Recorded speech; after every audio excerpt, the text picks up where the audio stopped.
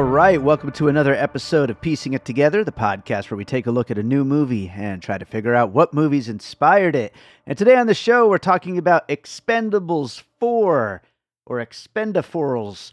We are so excited to get into this one. Joining me is Sean Malloy from I Must Break This podcast. Sean's been on the show before, and how could I cover a Dolph Lundgren-related film without having Sean on? But we have a great conversation coming up, which kind of twists into a different direction than was originally planned. So this is a very unique episode, and we'll get to that as we're getting into the conversation. But before we get to it, I do want to remind you, as always, to make sure you're subscribed to Piecing It Together wherever you listen to podcasts. You can follow us on social media at PiecingPod on Twitter, Instagram, Facebook. Also, check out our Facebook group, Popcorn and Puzzle Pieces, where we continue the conversation about all the movies we talk about here on the show. And don't forget, we also have a Patreon, the Produced by David Rosen Patreon, where I post bonus and advanced content from Piecing It Together, Awesome Movie Year, and from my music career. Lots of great stuff over there on the Patreon. It's patreon.com/bydavidrosen. Check it out. So with that said, let's get to Expendables. All right, there's only one person I could have on to talk about Expendables 4, and he's here. It's Sean Malloy. Sean, how's it going? Oh, hey, man, I'm excited to be back. Thank you for the opportunity. I will say, first of all, about this film, no, it's not great, but I did still have fun with it. So I think that's a compliment, right? Yeah, but no, thank you. Thank you for extending the invite here. Yeah, absolutely. And yeah, I mean, we could jump right into the fact that this movie, I think people who wanted, just a kind of dumb, over the top, ridiculous, silly, fun Expendables movie also didn't quite get that. And so it's like it's been really pretty underwhelming, I think, for a lot of people, and obviously at the box office it's not doing too well, but there's still things to like about it, and we're not gonna just sit here and just crap on it or anything like that. There's still there's still some fun Sylvester Stallone moments. Obviously we've got some Dolph Lundgren moments to talk about, but there's stuff here for sure. Yeah, well, I think what's really interesting about this one is, okay, the first Expendables movie came out in 2010. And so, I mean, I've said it on my show before, but when the first movie came out, I mean, the excitement level on my behalf, as well as so many action fans or people who grew up in the 80s and the 90s watching these guys. I mean, oh my God, the excitement of the first one was pretty amazing. And depending on who you talk to, I think, it lived up to those expectations, for the most part. But then 2 years later, when the second one came around, the second one delivered in so many ways, because the second one is more of a team-up movie. You know what I mean? Mm-hmm. You had the added additions of Chuck Norris, even though it's a real small little cameo, and then you also had Jean-Claude Van Damme as the villain. Yeah. I mean, the second one is amazing. Then by the time the third one rolled around, I mean, the third one is a mess. I know we're talking the fourth one today, so we're not going to get into the third one, but the third one is just an absolute complete mess.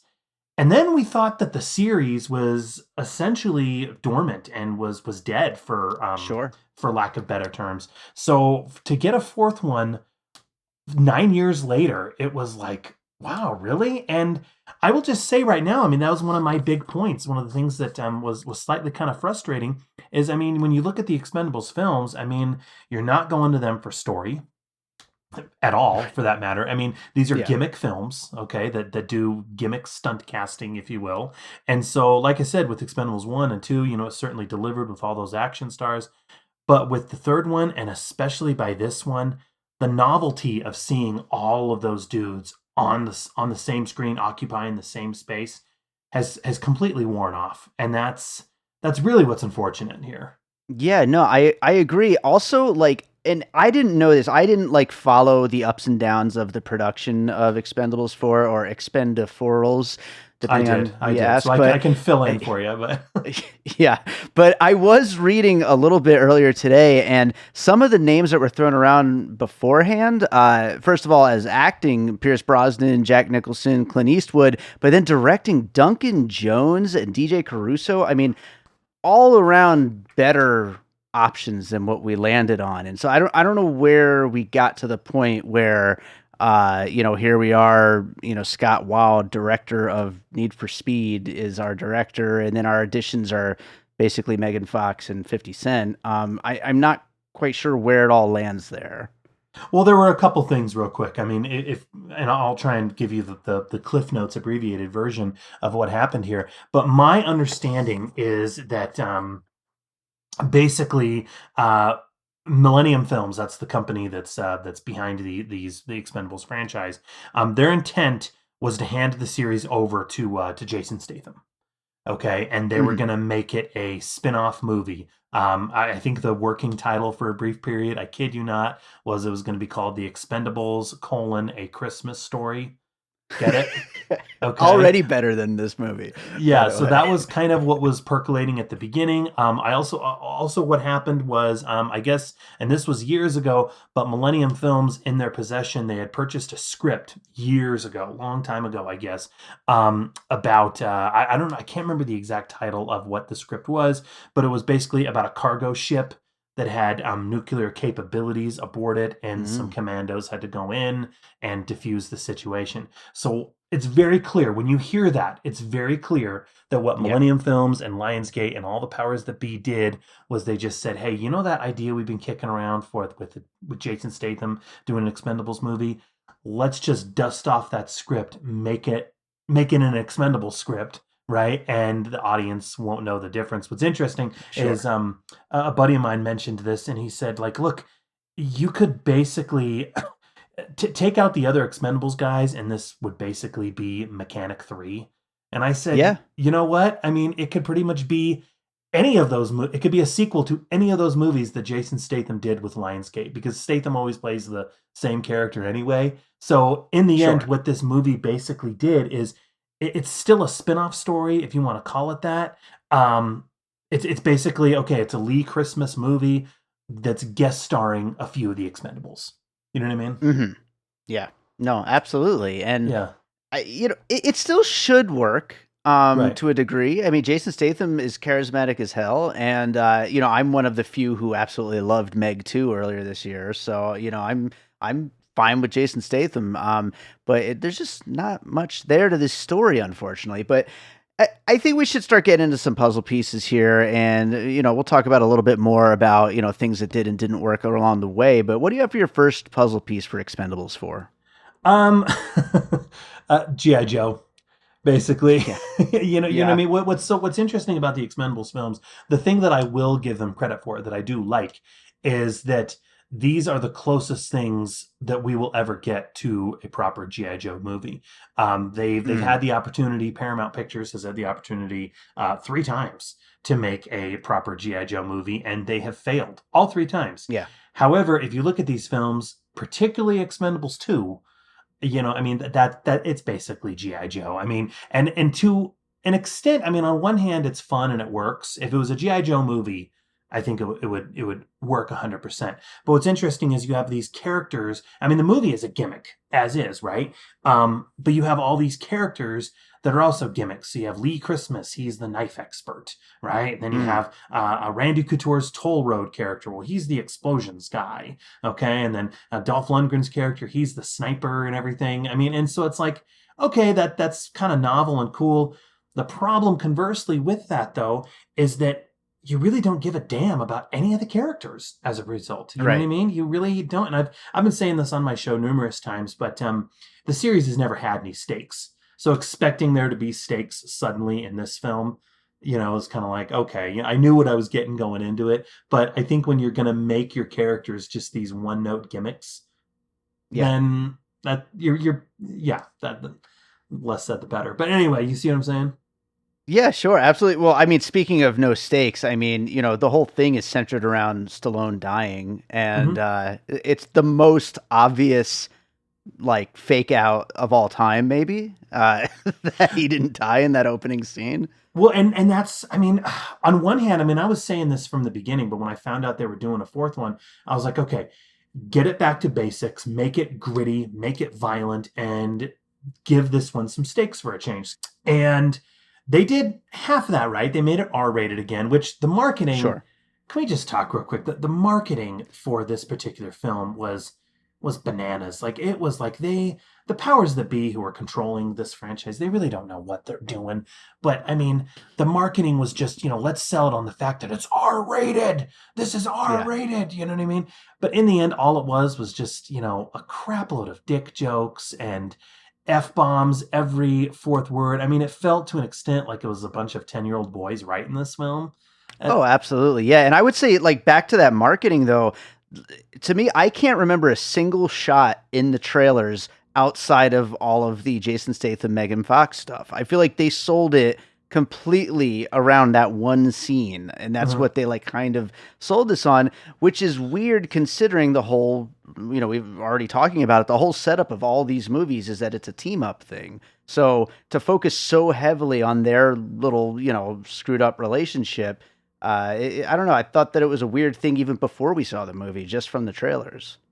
Yeah, most definitely. It really was. I mean, and going back to Stallone's death, I put that in quotes, what's Sure. interesting about it is when it happens on screen, you think for a minute, you're kind of like, okay, finally the series has some stakes. Because if you look at Expendables 2, the Liam Hemsworth character was killed. But that was kind of a cheap one because it's like, well, we're gonna kill the one person that it's his first movie in, and okay, you know what Yeah. I mean? And then by the third one, they make it's a revenge mission because Terry Crews gets mortally wounded. Only at the end of the Mm. movie, Terry Crews is kicking back in a bar and drinking beers with them all. So I mean, this series has never had any stakes, and almost feels like anybody who signs on for one of these films has it written in their contract that they will not die. You know what I mean? And so Probably. when when you see Stallone's plane get blown up and you see that charred ash and his ring on the skeleton's finger and everything like that, you're thinking for a brief minute, okay, wow, this film really has some stakes. It's doing things. It's taking some chances. But then again, I mean, Stallone is an egomaniac. He's not going to Yeah. let one of his characters die. He never will. Never. So I mean, Never. it's one of those things where it was very lackluster, where you're watching it and it's like, he's not dead. He's coming back. You know what I Yeah. mean? Yep. And sure as hell. I actually would have had a little bit more respect for this movie if they just played off the reveal. Like, no, I faked my death. Like, and not shown how he did it, just like you're just to accept that and like, oh, I faked my death. Period. End of sentence. Like that would have been so ridiculous and so much fun, I think. But no, they had to do that whole switcheroo thingy. But I don't know. I'll go to a puzzle piece here. I'm going to go with Adam McKay's The Other Guys, with Will Ferrell and Mark Wahlberg as a couple of loser cops who have to take over the story instead of the much cooler Samuel L. Jackson and The Rock. Basically, because they went and found, like, this is a series about the coolest, bestest action heroes around, and they went and found 50 Cent and Megan Fox as their new ones. Not exactly the best It's replacements. It's insane. It really is, and that's what I went back to with the third one. I mean, it's insane. It's like, okay, these movies are built around, okay, all these tough action dudes, sharing, I said it already, but occupying the same space on screen together. I mean, that right there is pretty amazing. The second one, for the most part, did that. But the third one does something similar where it sidelines the guys who you want to see and throws in these nobodies that you really don't give a damn about.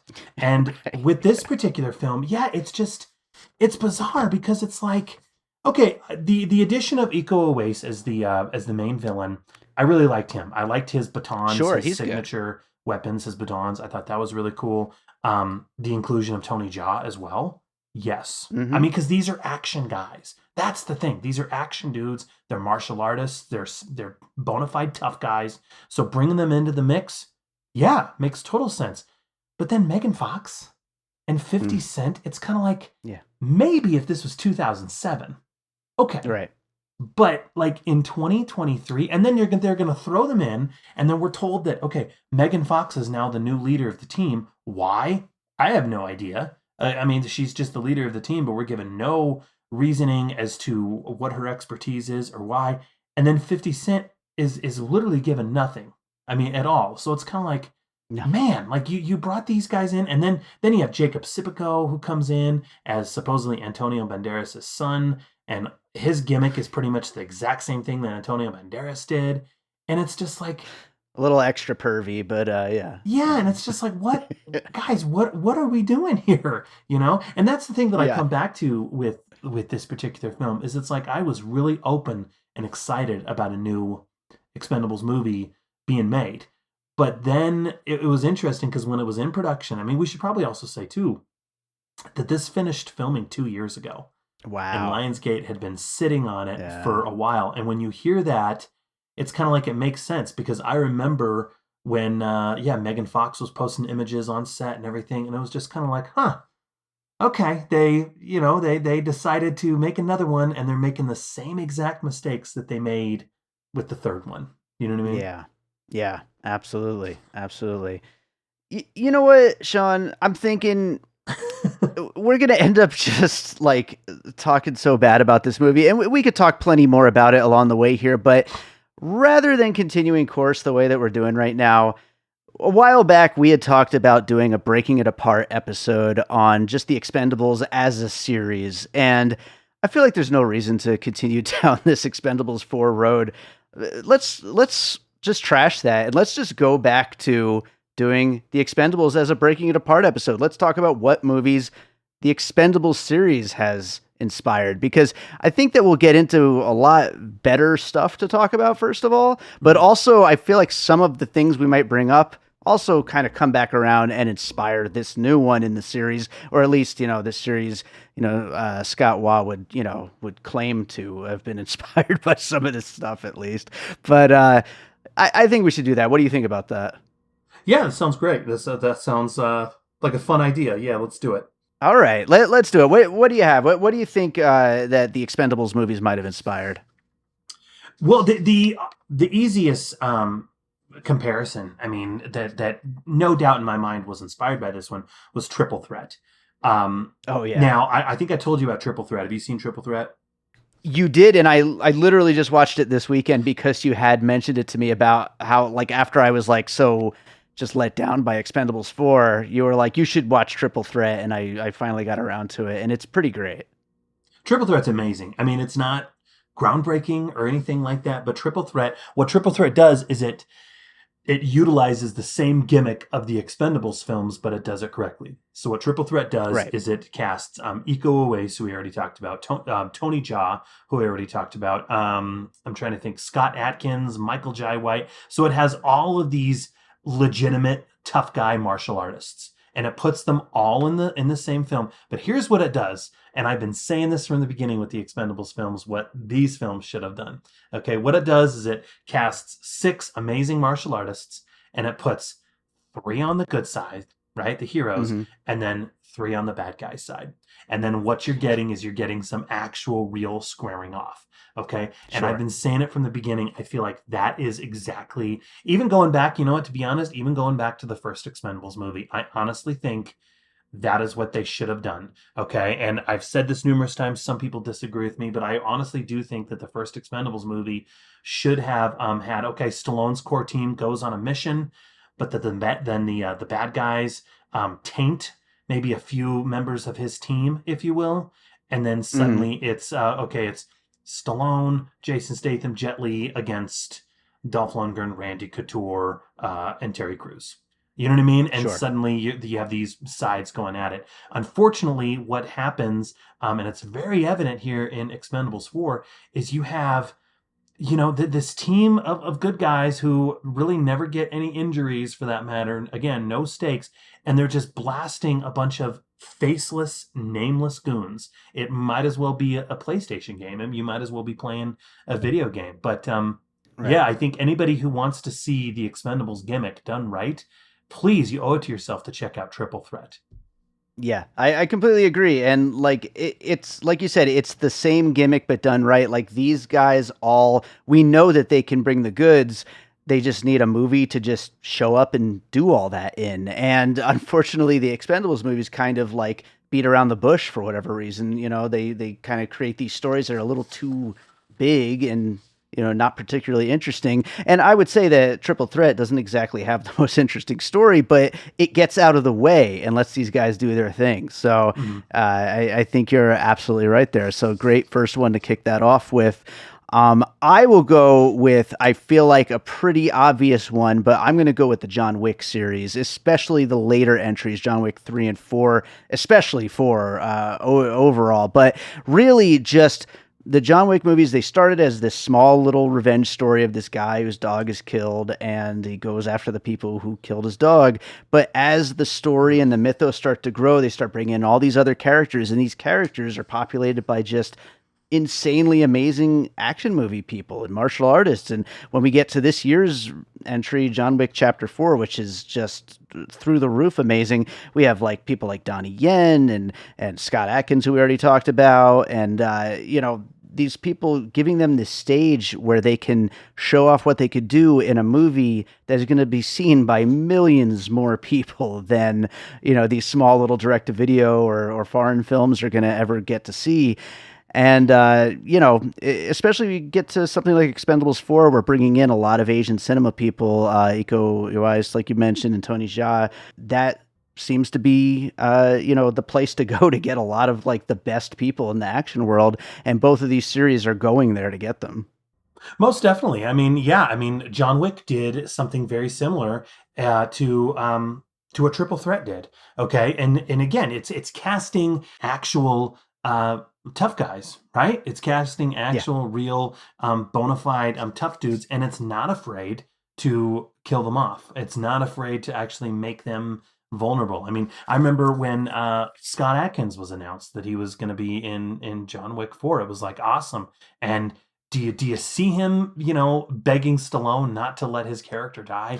Absolutely not. Right. John Wick 4 No. also had Marco Zarrar. You know what I mean? And so it's refreshing to see a series take those type of chances, I think we can say. I mean, and going back to the casting of this one, I mean, look, we already talked about Megan Fox and 50 Cent's casting, how it's just kind of bizarre in the end, but it's kind of like, man, like, I mean, if you run down the list, there are dozens of other, I mean, because in the end, if you look at these films, they're pretty much going for, okay, who has ever held a gun on film, and we're gonna cast that person. Yes. Right? That's how 50 Cent got in for sure. Yeah, there you Yeah. go. But it's one of those things where it's like, okay, like if you remember Andy Garcia's right hand woman, who's right, who's like kind of bartering with the terrorist or whatever.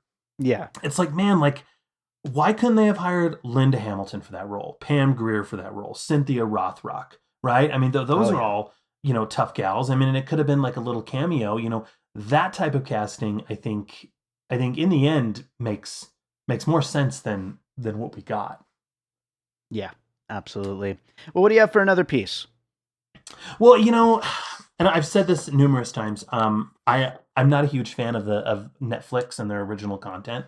You know what I mean? However, what I wish the Expendables film would have done is, I'm sure you've seen Extraction Mm-hmm. and Triple Frontier. I loved Triple Frontier. I thought Triple Frontier was really Yes. good. And so, what I wish this film would have done is, again, Extraction and Triple Frontier are men on a mission movies, but that are also gritty and violent and to a certain extent semi-real. Now, I'm not saying I want my action movies to be 100% realistic, but at the same time, it's kind of like, man, these films are almost, especially this one, are almost way too jokey and way too Mm-hmm. silly. And I'm not saying your action movie cannot have humor in it. Okay, I mean, some of the Sure. best action movies have humor in them, but like, it's all of these films, especially this one, almost feels like the actor should be almost winking at the camera at a certain Yeah, point. they're just having a good time, and like Yeah. I don't feel like that good time comes across in any funny way. No. It's like you're watching two people who like spending time together, and that's it. Yeah, exactly. But going back to what I said earlier about the humor being a little forced and being a little immature, but one of the scenes is Randy Couture urinating on a door to loosen it up with moisture, and it's like, I mean, It wasn't funny at all. did we really think that was funny? Do we really think the constant, dick jokes? I mean, there's some jokes at the beginning with Stallone and Andy Garcia, and then Randy Couture. That's his entire character arc right there, Mhm. and it's just like, like, wow, man, like I don't even think 10-year-olds would find that funny. But I don't think so either. It's yeah. so underwritten and so just like, yeah, there's nothing there that's supposed to be funny. Like well, it's supposed to be funny. It's just not though.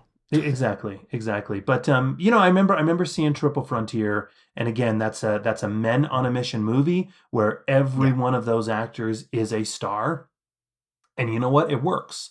It works, and it has the balls to kill off members of the team. You Yeah. know what I mean? Absolutely. Yeah, Yeah. definitely. Triple Frontier was actually one that I was thinking about as well. Although you also brought up Extraction, like another good example of that. Yeah, the Netflix action movies they're definitely hit or miss for sure. And I mean, Hmm. I'd still rather see guys like Stallone and like these classic action heroes doing their thing. Dolph, your buddy, but Yeah. but these Netflix movies though, like they are taking a page out of this book, I think for sure. So a good one to bring in here. I'm going to go with one that might be a cheat because I think I might have brought up Expendables as a puzzle piece on the episode when I covered this movie on piecing it together. But I'm going to go with the Suicide Squad, the James Gunn 2021 reboot sequel kind of mashup thing, which of course also had Stallone in it, but definitely feels like a throwback to the exact kind of movies that the Expendables are trying to bring back. They're both trying to do the same thing and bringing back these like a team of macho 80s tough guys. And until, of course, the Suicide Squad gets all comic booky in the end and gets, big CGI heavy. But up until that point, it is a bunch of guys on a mission, basically, and they're all kind of shit talking each other. We're talking about how Stallone and Statham just seem to be just messing with each other the whole time, and it doesn't quite work, but it works a lot better in the Suicide Squad, I feel like. And definitely seems like they're kind of cut from the same cloth of being inspired by the same things.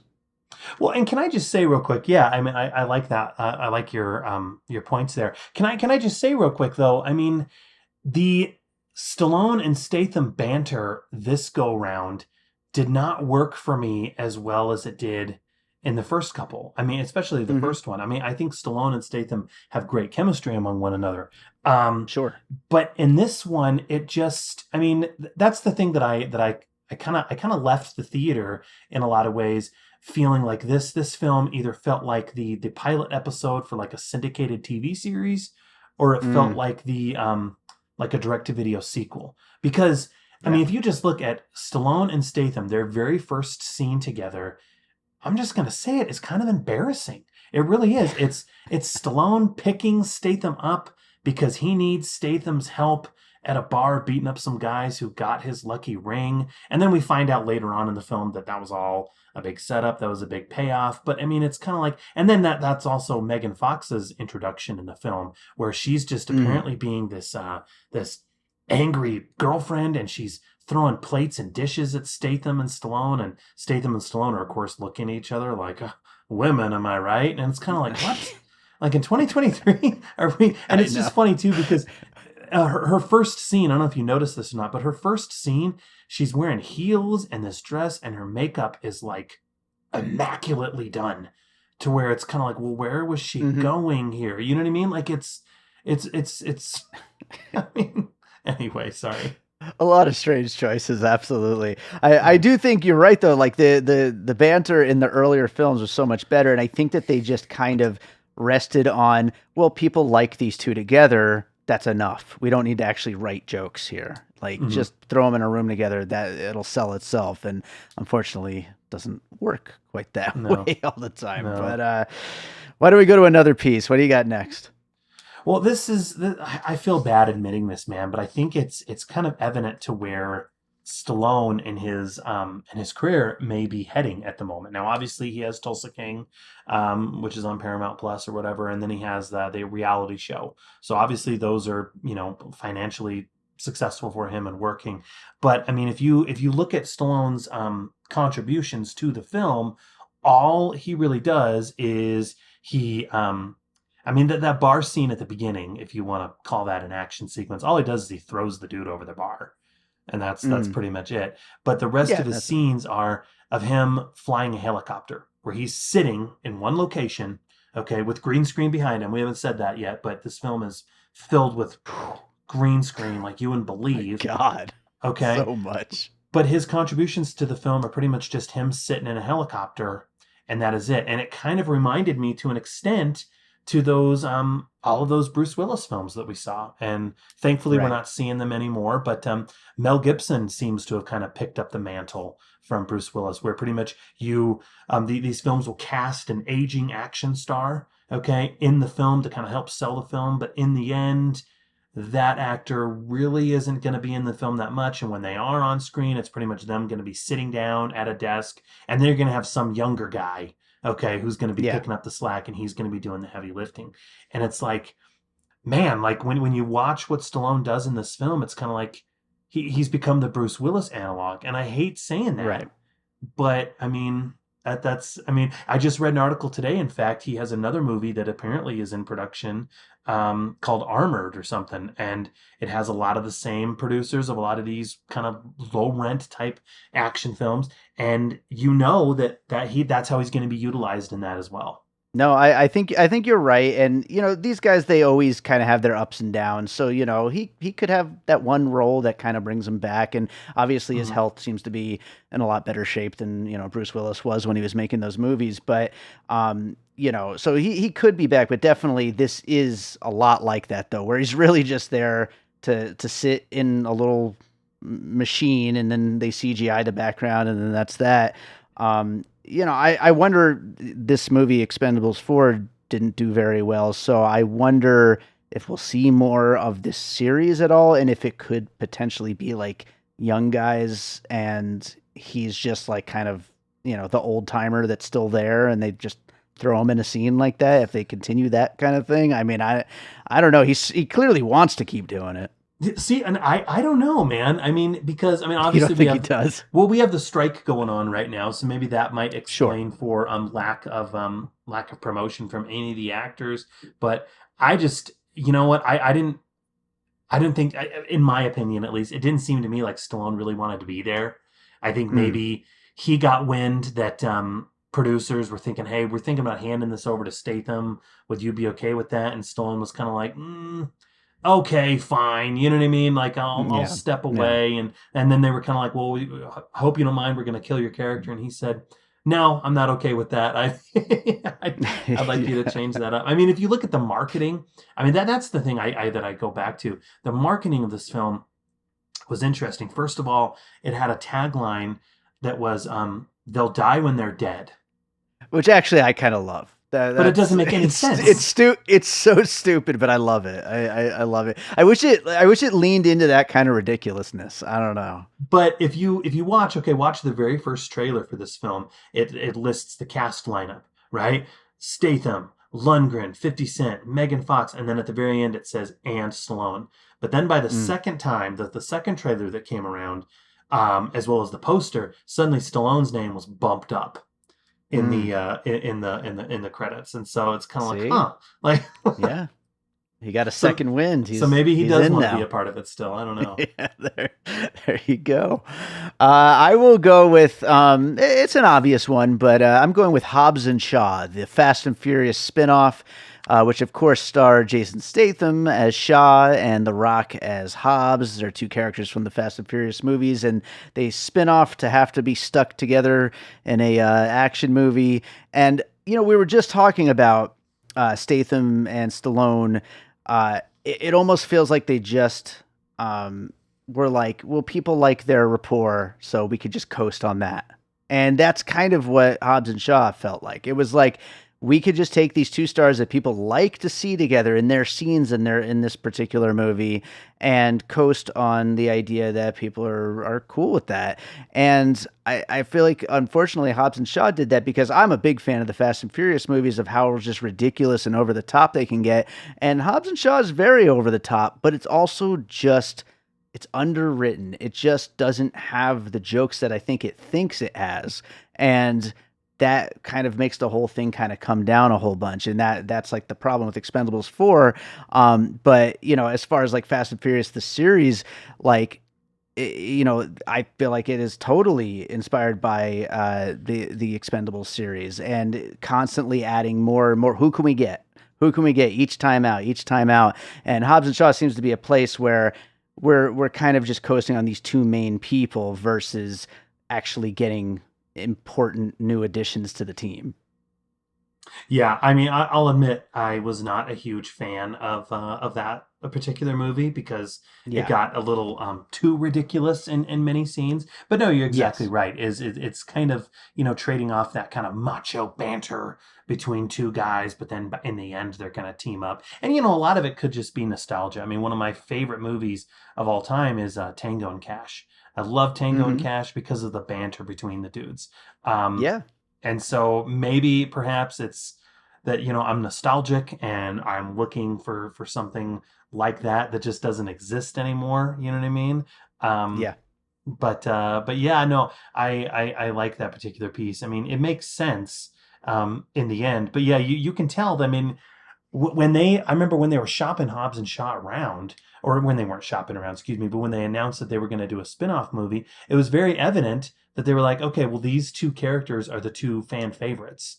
So we're going to make our own movie that siphons off from that, and it's going to be that, their own thing, right? Going on their own adventure. And that's exactly what this was. Is this was a side mission, if you will, that Sure. inexplicably they just suddenly made Expendables 4. When I think it would, like we said earlier, maybe it would have made more sense if they just made it a Christmas story. You know what I mean? Yeah. Then, you know. People love Christmas action movies. Um, what do you have for your next piece? Well, this is my last one, but I mean, like I said, I was kind of surprised that this went theatrical, to be perfectly honest, because the third one just did terribly at the box office. And like I said, we've had 9 years between the last one, so theoretically, this should have gone direct to video. Um, but it didn't. And maybe in hindsight, the fact that we have the strikes going on right now, and it's also in September. September is kind of a dead month, so maybe Yeah. it made sense them releasing it now around this time. But yeah, it kind of reminded me of a lot of those direct to video sequels that we see come out of Universal. You know what I mean? Mm. Universal has made like, I don't know, 5 or 6 sequels to Death Race.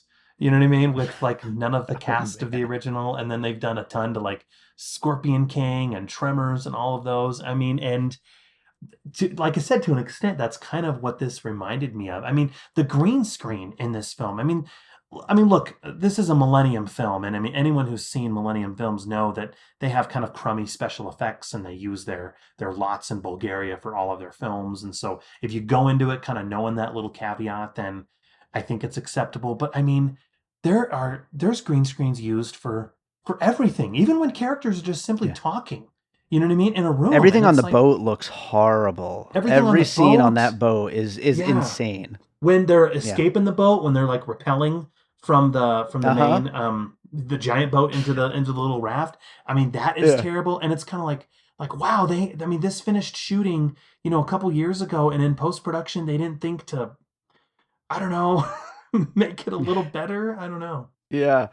No, it's so true. And like, as far as like those sequels, these direct to video sequels, it's like I feel like in a lot of the ways, like what we're doing with the Expendables movies, it's like coasting. It's a lot of coasting. Like Hmm. seems to be what this series is all about, and seems to be what a lot of these direct to video. It's like you like this name, you like these actors, so here's more of that. And that'll be good enough. Well, and they didn't even bring back the signature score.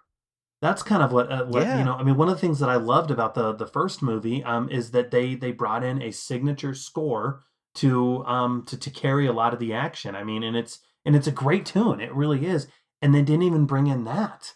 And so Yeah. you're kind of wondering, like, is this really a true sequel? Like, is this one of those things like if you talk to most Die Hard fans, okay, they say there's Die Hard 1, Die Hard 2, Die Hard 3, but then 3 and 4 don't exist.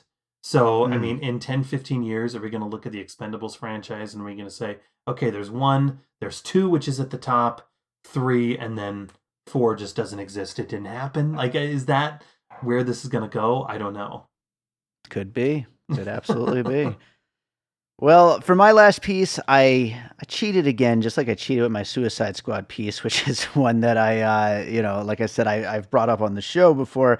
But this one I cheated in a different way because I actually haven't seen these movies, but I bet you have. But I'm going with the Escape Plan series. Oh Another yeah. series of these classic action stars coming together that probably went on way too long. I couldn't believe there's three of these movies. I Mm. remember the first one. I'm pretty sure I saw that, but the fact that there were sequels and each sequel adds on more action stars, like that's kind of the same exact trajectory that the Expendables movies took on, and they just keep saying, well, who could we get this time? And they add on one or two extra people, and who knows? Maybe that's what we'll get next is Escape Plan 4. Well, what's really interesting about those sequels is Stallone's contribution to those sequels is pretty much exactly the same to what we're seeing here in Expendables 4, where he pretty much he Yeah, shows up at the beginning, okay, and then there's some younger guy that's pretty much doing all of the heavy lifting, all of the action, and then Stallone shows up at the very end. Interestingly, both of those sequels went direct to video, um, and I believe were they Lionsgate? Yeah, they were also Lionsgate as well.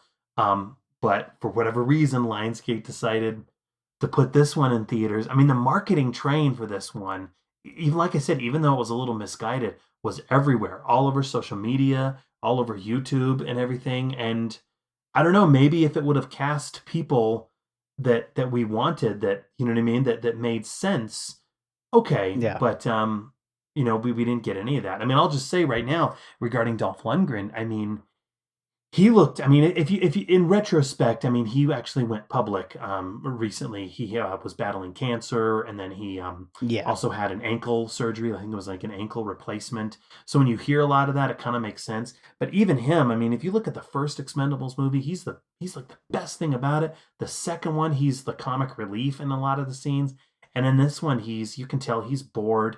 He's moving really poorly. I mean, he's not in the best shape that we've seen him in previous films. I mean, he's just not on his A game here in this one. yeah, yeah. No, for sure. I mean, these guys they're getting older. They've got health They're getting issues, older. so like, Yeah, yeah, age. It's it the it, it's it the happens. perennial grim reaper of us all, right?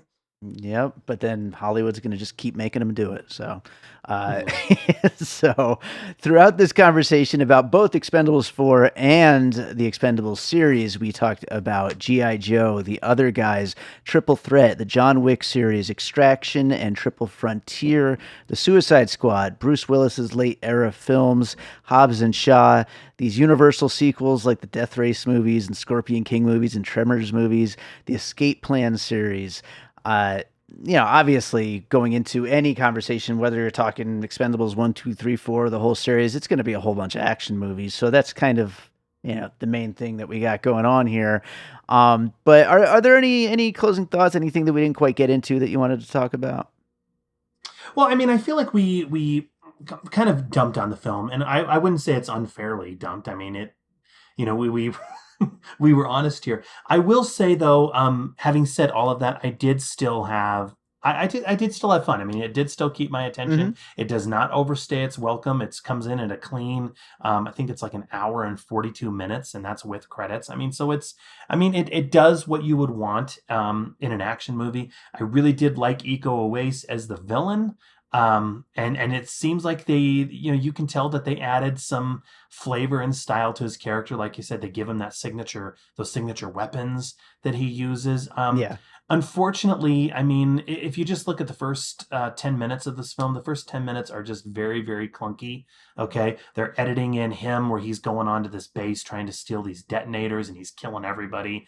And then they're intercutting those scenes with Statham and Stallone's silly macho banter. You know what I mean? And Yeah. it just doesn't work. And I think a lot of that, what it ultimately comes down to is Scott Waugh. It's kind of like why out of all the guys, okay, that you're going to hire for directing an action movie was the dude for Need for Speed. I don't want to mitigate his talents or anything because I mean he's directed a movie. Yeah. I've never done that before, but there are so Sure. many other action directors who deliver on low budgets who would have been amazing at this. There's Jesse Johnson, there's Isaac Florentine, there's William Kaufman. This film would have hired any of those dudes. I think we could have gotten something, maybe not amazingly better, but I think certainly a little more passable. Yeah. I'll say just two quick things. First of all, as far as Expendables 4 is concerned, the fight scene where Jason Statham and Tony Jaa team up, I thought that was the one kind of passable scene. Like, I thought that was some pretty solid action versus most of the other action. As an action movie guy, what did you think about that? I loved it. I mean, again, I think the inclusion of Tony Jaa in this film was awesome because I've been praising his skills for a while. He teamed up with Dolph about 8 years ago for a movie called Skin Trade. Anyone who has not seen Skin Trade, damn, I should have made that a breaking apart piece. Yeah. But yeah, check out Skin Trade actually because Dolph and Tony Jaa team up in that one, and that one is absolutely awesome. So yeah, I think Tony Jaa is amazing. I will say real quick though, it does kind of make me laugh how Tony Jaa is apparently a former expendable from like 20 years ago, but he's given that life behind for a life of peace. Only he still has the Expendables logo on his boat. So it's sure, it's kind of like... just in case. You never know. The other thing I was going to say, as far as like the whole series is concerned, when I started making my list for this episode, I was a little surprised by how many like team up things were before this. Like, of course, the first thing that came to mind, like, was, are we going to talk about, superhero ones like the Avengers and stuff? But that was all before this. And like, I guess my memory of this series and where it kind of fits in the whole pop cultural thing is a little wishy-washy. And it's interesting where it kind of sits. Like, we already started getting all of the big superhero team ups, and then the idea came like, oh, let's get all the action hero guys together. And I think it's a really smart idea, and it's easy to see why this came together and why it turned into a whole series. I got to revisit it too, because you talking about how great it was. I remember liking it. I remember liking the first two, and then 3 just being like crap. But I'm going to have to revisit 2. I haven't seen it in a while. Yeah, 2 is great. I mean, and we didn't really talk about it, but I mean, I think, the Dirty Dozen obviously was one of the inspirations for this particular gimmick to come to fruition. I think the Magnificent Seven. I know some people really like the original much better than the remake. However, I think the remake still has some things going for it that is actually pretty cool. But again, what the remake did, the one with Denzel, is it doesn't hold back in terms of the violence. And of course, this film was violent as well, but it didn't. Magnificent Seven didn't have that tongue constantly in its cheek. And again, I'm going to go back to it. It had the balls to have some stakes and kill off some major members of the Seven. So yeah, that is something that's missing from these movies. It's missing from all movies nowadays because everyone's so worried about continuing these franchises. So it's something in superhero movies. It's in everything. Nobody wants to kill anybody off anymore, and it's kind of a shame. But I guess we could talk about that on another episode one of these days. But I think that does it for the Expendables. Sean, tell people where they can find you and your podcast. Yeah, so I host I Must Break This podcast, which is the Dolph Lundgren fan podcast. So it's hard to believe when I started the project up 5, almost 6 years ago, I didn't think I'd be at the point that I am now, but we are at episode 100 now. And yeah, it's a ton of fun. We pretty much look at all of the impressive films in the filmography of Dolph and pick them apart, kind of like we've done here. And yeah, I'm going to be closing up here soon, but it's been a ton of fun. So, and I've also gotten to interview a ton of people who've had the pleasure of working with Mr. Lundgren on set of a lot of his films. So please check it out. We are on iTunes, and yeah, it's a lot of fun. You've been on a couple times too, so thank you. Yeah, absolutely. It was always fun doing that and discovering some Dolph films that I might not have, made it to if it wasn't for joining you on your podcast. So yeah. I imagine you're a better, more intelligent person now as a result. Am I right? Absolutely. So. That's the only way I would put it, for sure. So, Sean, thanks again for being here, and we'll get you back again sometime. All right, take care, man.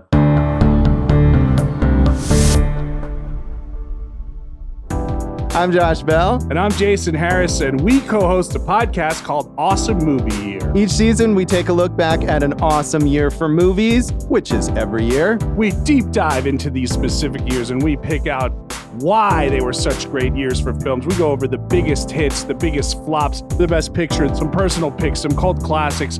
Years we've covered in past seasons include 1994, 2003, 1977, and 1984, and we've got all of film history to look forward to. So check us out at awesomemovieyear.com or wherever you listen to podcasts. All right, so I hope you enjoyed that conversation about Expendables 4, which, as you heard, then turned into a whole conversation on the Expendables series. I don't know how I'm going to, as I'm recording this, how I'm going to log this as an episode of Piecing It Together or an episode of Breaking It Apart. It's both, basically. I don't know. Now I've given myself a new item for my to-do list, but I'll figure it out. Thanks to Sean for joining me, and thank you to you for listening. If you're enjoying Piecing It Together, make sure you are subscribed wherever it is that you're listening. And if you could drop us a little 5-star rating and review, it would be very much appreciated.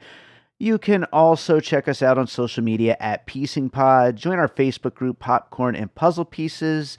And don't forget about that Patreon I told you about at the top of the show. Produced by David Rosen. It's patreon.com/bydavidrosen. Lots of great content over there, so check it out. There's a lot more Piecing It Together on the way, but for today, it's time to close this out with a piece of music.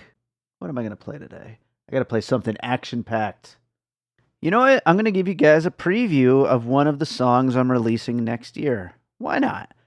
It's action-packed, so it'll fit really well. So this is a song called Unstoppable that will be out in 2024. I haven't announced my 2024 plans yet with my music, but there's a lot of music on the way. This is one of those tracks. I'd say it's 98% done. I'm still tweaking a few things here and there, but it's basically done. So hope you enjoy Unstoppable, and we'll be back with more Piecing It Together real soon.